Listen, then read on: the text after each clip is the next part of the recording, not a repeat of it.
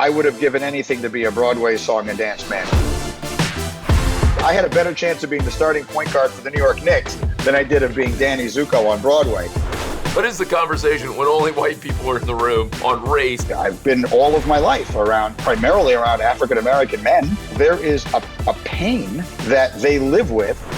Men have this idea that it's somehow not manly to acknowledge having depression or any form of mental illness. I was diagnosed as having depression when I was in my 20s. I say gambling, and you say what? Can't wait for you guys to dig into my interview with Mike Greenberg, and be sure to stick around for a Discover Spotlight featuring author and personal finance expert Aaron Lowry. All about the importance of credit and your credit score. Mike Greenberg, good to have you on the show. Well, it is a pleasure. Thanks so much for having me. What kind of books do you have behind you there? I have this facade behind me that you can see here. They set up all this equipment in my basement, ESPN did, when the pandemic began, thinking I would have to move here to do my show. I arranged it so that only books I've written are visible in the shot that is on ESPN. I figured, why am I giving Harlan Coben any additional? He sells books just fine, but he doesn't need any help from me. He and Netflix are doing just fine.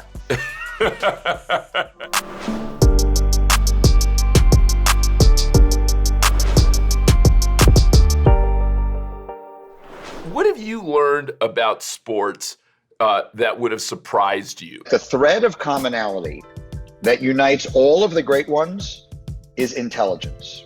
And that doesn't necessarily mean that he or she would have gotten straight A's in school, but there is a certain genius that I think is attached to the truly great ones, and that actually separates them from the merely good. The difference in athleticism, the difference in skill and talent is generally something like this.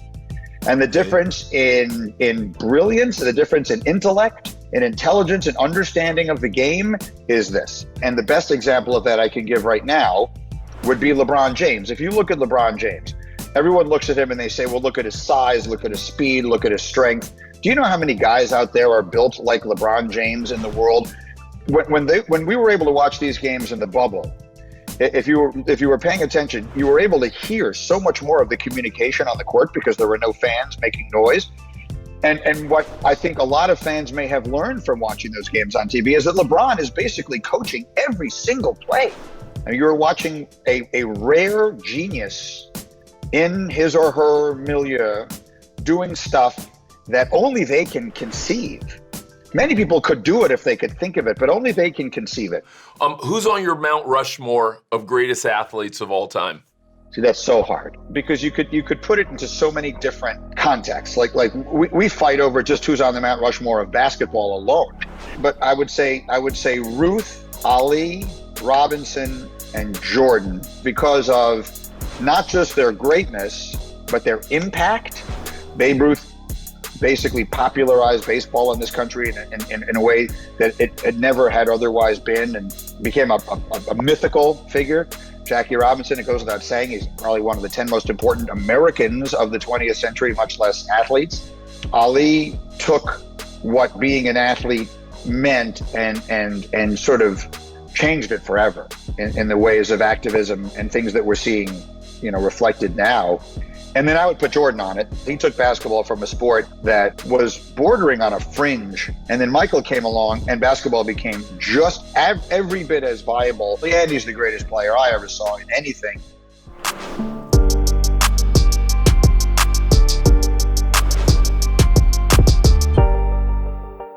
Do something interesting for me.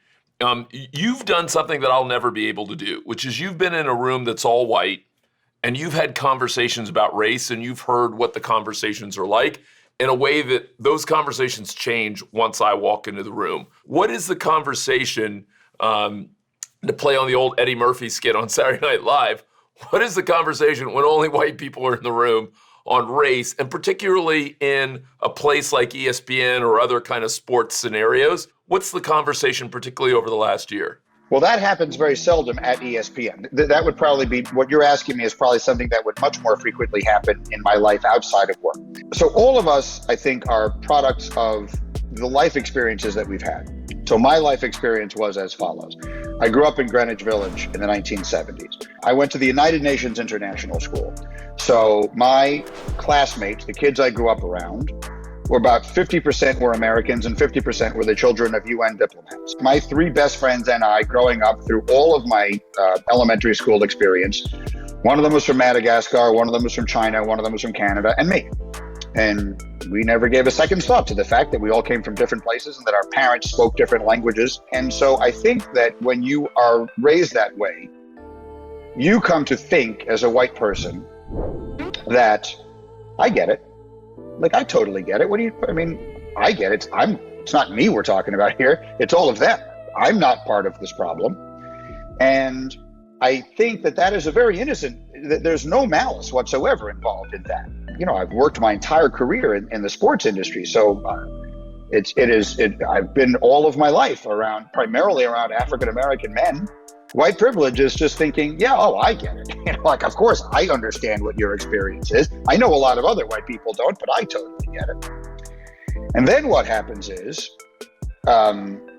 this summer happens, and those African-American friends of yours start to have conversations with you that they never would have had before. And what you come to understand is that the world that they live in, their experience, the conversations they have when I'm not in the room are completely different than I ever would have realized. There is a pain that they live with every day of their lives that I was completely unaware of. I'm learning that the totality of this experience is different than I recognized. Are you taking it upon yourself to behave differently and to demand more and to push for change? Over the course of the summer, I said, look, I didn't spend 30 years of my life building this platform to sit this one out. And so I would say pretty much every day for several months, I invited people to come on the show. And what I found really effective was I would say, listen, I'm going to ask you to just speak from your heart. Like, just tell me what you're feeling right now, on all of these days when all of these things were happening, in the wake of George Floyd and then some of the other events that took place and when decisions would come down on legal, pursuit of charges and all those sorts of things. And it occurred to me one time, I actually apologized because I said, I'm asking you to talk about things that are extremely painful to you and extremely personal. And I'm asking you to do that on television in front of the entire world. If nothing else, I think that we have exposed a lot of people who might otherwise never have been exposed to those kinds of conversations. We've let them hear that pain. We've let them hear that perspective. Be fearless! We can do it! I believe in you! We can do it faster! The Our Home is the training ground for her dreams policy. Insure carefully. Dream fearlessly.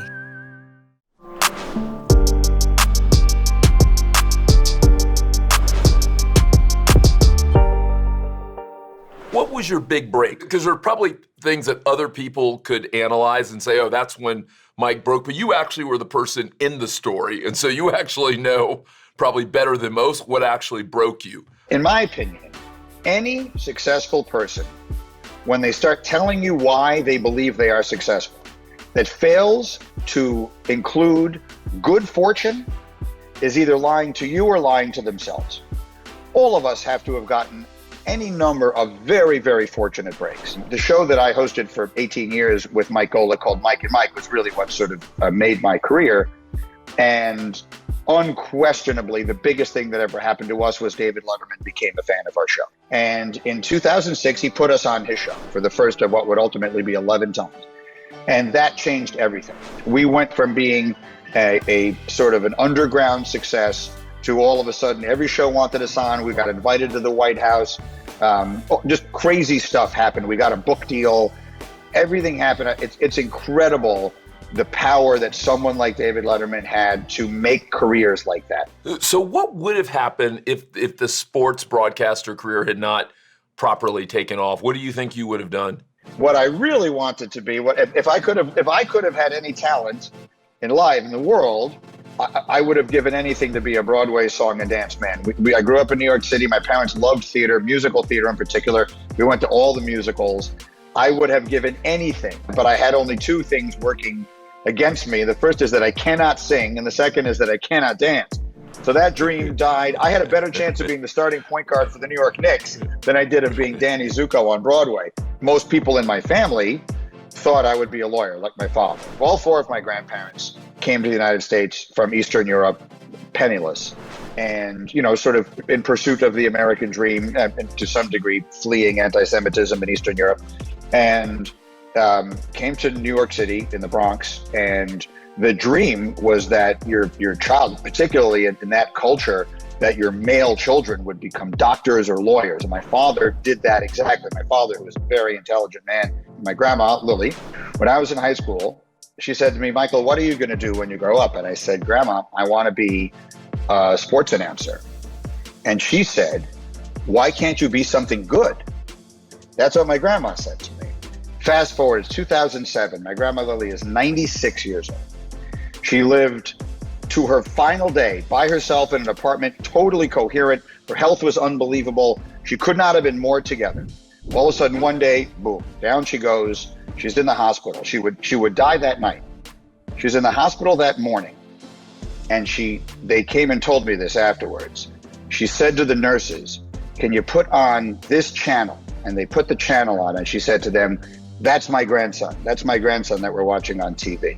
35 years before, she didn't think that was so good. But on the last day of her life, she wanted to make sure everyone in that hospital knew that I was her grandson. I was the one who was on TV.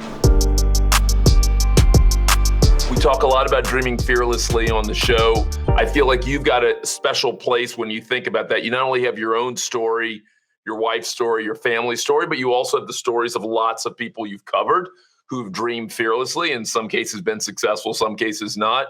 What advice do you give to young people who are trying to dream fearlessly? Well, I'll give you an actual illustration of this. So a very dear friend of mine died of ALS in 2009.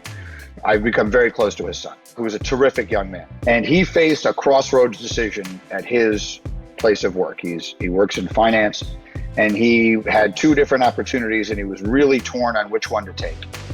And that is not my area of expertise. So I couldn't judge one job versus the other. But here's what I said to him. I said, whichever one of those two options constitutes betting on yourself, do that.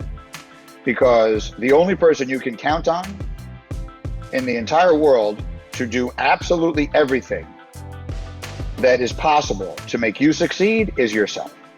So if one of the two options that you have, or one of the 8 options that you have, or one of whatever life's menu presents you, is the biggest bet you can make on yourself, that's the one that I would generally advise people to take. Bet on yourself, because you're the only one who definitively will always have your best interest at heart. Now it's time for our Discover Spotlight with the broke millennial, Erin Lowry.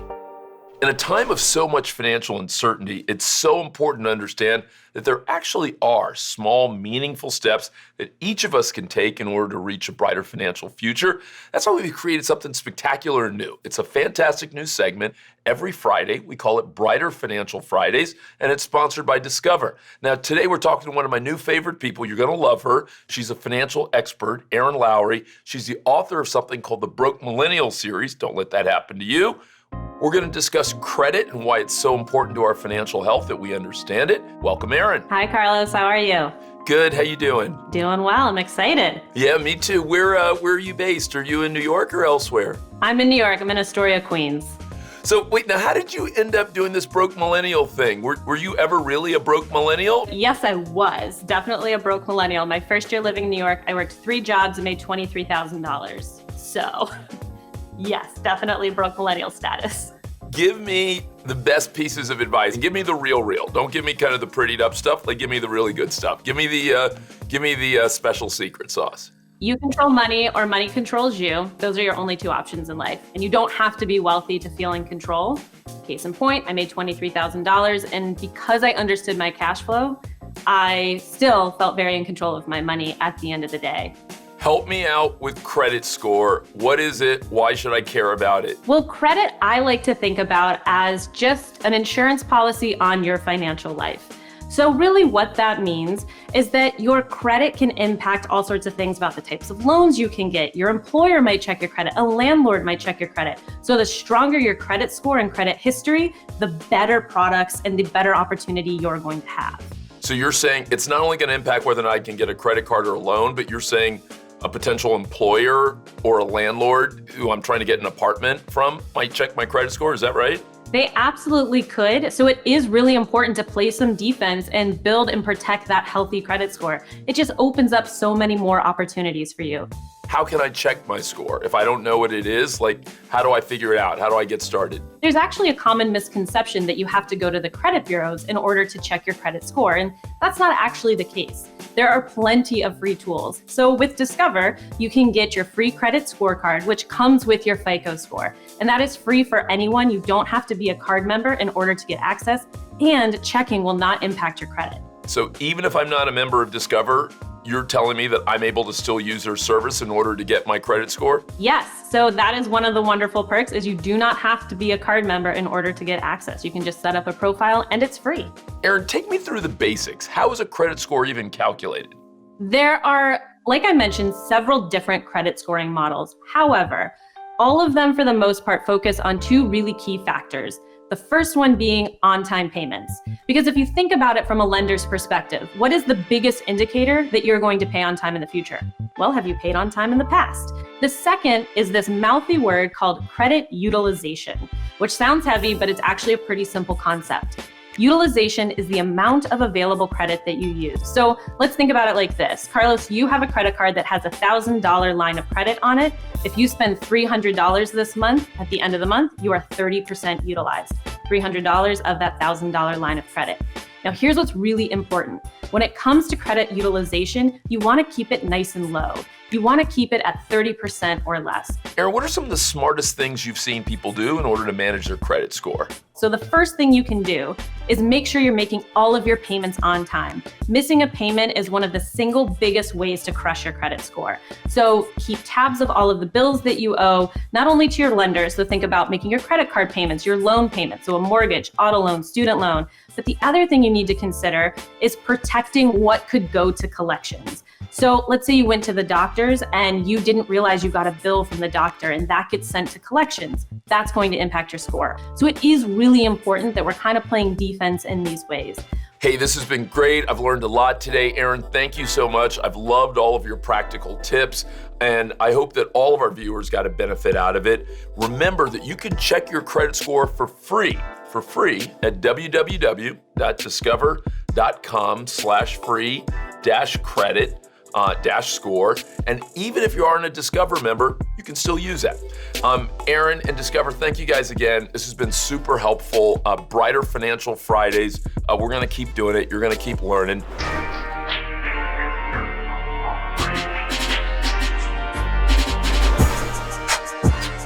Let me finish up, if you don't mind, with a little bit of rapid fire. I say Mina Kimes. You say what? Mina Kimes is low-key the funniest person you'll ever meet in your entire life. She's 1,000 times more intelligent than pretty much any of the rest of us at ESPN. And she doesn't have this big, boisterous personality. So if you don't know her, you would probably have no way to realize how incredibly funny she is, but she is low-key one of the funniest people you will ever come across. I say most valuable puppy. You say what? My wife and I wrote a children's book called MVP about our dog Phoebe, and we donate 100% of the author's proceeds to fighting pediatric cancer. So I grew up in a building in New York City that did not allow dogs. So I never had a dog. I never understood dogs. I used to make fun of people who talked about their dogs like they were members of the family. How could you be so attached to a dog? I never got it. I am now that person who has more pictures of my dog than I have of my children. I say mental health and therapy, and you say what? Well, something that I'm really glad to see is becoming a subject in sports, a topic that people are talking about freely. And I give a lot of credit to people like Kevin Love, who have really pushed that conversation in sports. The issue of mental health, I think, is an incredibly important one in our society. And it's something that we have too long viewed incorrectly. I was diagnosed as having depression when I was in my 20s, and I've been in therapy for 30 years, and it has changed my life. It has done wonders for my life. I don't want to think about what my life would have been without it. Men have this idea that it's somehow not manly to acknowledge having depression or any form of mental illness. I think sports can drive a new narrative for that, and I hope that it does. It's not me who's going to be able to do it, but the athletes can. I say gambling, and you say what?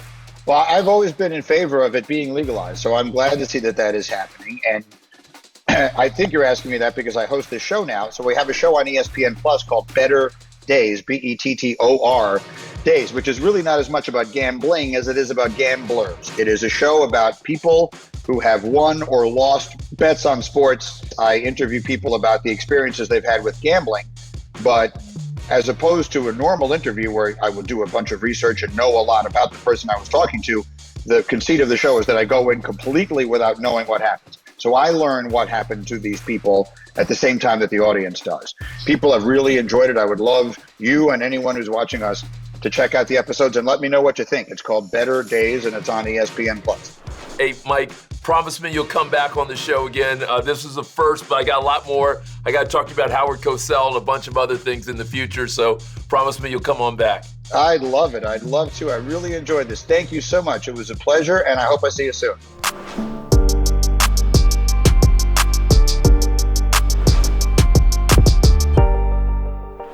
Hey, I hope you enjoyed the time with Greeny. If you're a sports fan, you know it's special to have him on. Really interesting to hear him say that David Letterman in many ways gave him his big break. I thought that was kind of incredibly thoughtful and interesting.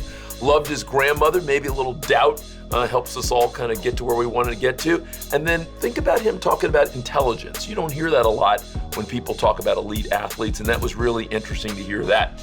But maybe the thing that grabbed me the most about this was the conversation around race and Greeny's recognition that, maybe part of his white privilege over the years has been not being as truly dialed into this conversation, and now in many ways he is, and in a different way. I hope he uses his platform. I hope he uses it aggressively. Chelsea Handler told me a couple weeks ago that now that she realizes that there is this need, this opportunity, she's going to go use that platform proactively to change the world. Be excited if Greeny does that as well, because sports is a huge shaper of cultural conversation. Hey, if you enjoy this show, I hope you'll come get some more. Think about subscribing, tell a friend even, or listen to the podcast. You'll get the whole deal. I'll see you soon.